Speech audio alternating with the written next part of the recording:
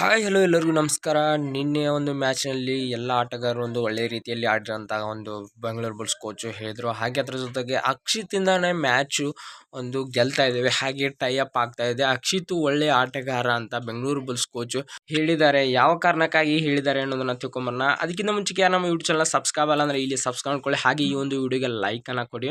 ಮೊನ್ನೆ ಒಂದು ಜೈಪುರ್ ಪ್ಯಾಂಥರ್ಸು ಅದರ ಹಿಂದಿನ ಒಂದು ಮ್ಯಾಚ್ನಲ್ಲಿ ಕೂಡ ಒಂದು ಸೂಪರ್ ರೈಡ್ ಮಾಡುವ ಮುಖಾಂತರ ಒಂದು 4 ಪಾಯಿಂಟ್ಗಳನ್ನು ಒಂದೇ ಒಂದು ರೈಡ್ನಲ್ಲಿ ಪಡ್ಕೊಂಡ್ಬಂದಿದ್ದಂಥ ಅಕ್ಷಿತ್ ಅವರು ತುಂಬಾ ಇಂಪ್ರೆಸ್ ಆಗಿದ್ದರು. ಬೆಂಗಳೂರು ಬುಲ್ಸ್ ಕೋಚ್ ರಣಧೀರ್ ಸಿಂಗ್ ಅವರಿಗೆ ತುಂಬಾ ಇಂಪ್ರೆಸ್ ಆಗಿದ್ದರು. ಹಾಗೆ ಎಲ್ಲ ಒಂದು ಮ್ಯಾಚ್ಗಳಲ್ಲೂ ಕೂಡ ಒಂದು ಒಳ್ಳೆ ರೀತಿಯಾದಂಥ ಒಂದು ಪ್ರದರ್ಶನ ನೀಡ್ತಾ ಇದ್ದಾರೆ.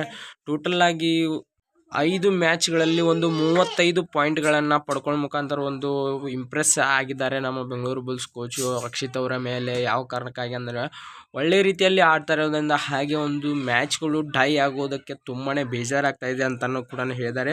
ಅಕ್ಷಿತ್ ಒಬ್ಬ ಒಳ್ಳೆಯ ಆಟಗಾರ, ಅವನನ್ನು ನಾನು ಇನ್ನೂ ಸ್ವಲ್ಪ ಒಳ್ಳೆ ರೀತಿಯಾಗಿ ಕೋಚನ್ನು ಮಾಡ್ತೀನಿ. ಹಾಗೆ ಒಂದು ಪವನ್ ಶರಾವತ್, ಹಾಗೆ ಅಂದರೆ ಮೊದಲಿಗೆ ಪವನ್ ಶರಾವತ್ ಅವರು ಕೂಡ ಒಂದು ಒಳ್ಳೆಯ ಪ್ರದರ್ಶನ ನೀಡ್ತಾ ಇರಲಿಲ್ಲ. ಆದರೆ ಒಂದು ಕೋಚ್ ಅಂತ ರಣಧೀರ್ ಸಿಂಗ್ ಅವರ ಕೈಯಲ್ಲಿ ಒಂದು ಪಳಗಿದ ನಂತರ ಒಂದು ಒಳ್ಳೆ ಆಟಗಾರರಾಗಿ ಹೊರಹೊಮ್ಮಿದ. ಹಾಗೆ ಅಕ್ಷಿತ್ ಅವರನ್ನು ಕೂಡ ಮಾಡ್ತೀನಿ ಅಂತ ಒಂದು ಬೆಂಗಳೂರು ಬುಲ್ಸ್ ಕೋಚ್ ರಣಧೀರ್ ಸಿಂಗ್ ಅವರು ಹೇಳ್ಕೊಂಡಿದ್ದಾರೆ.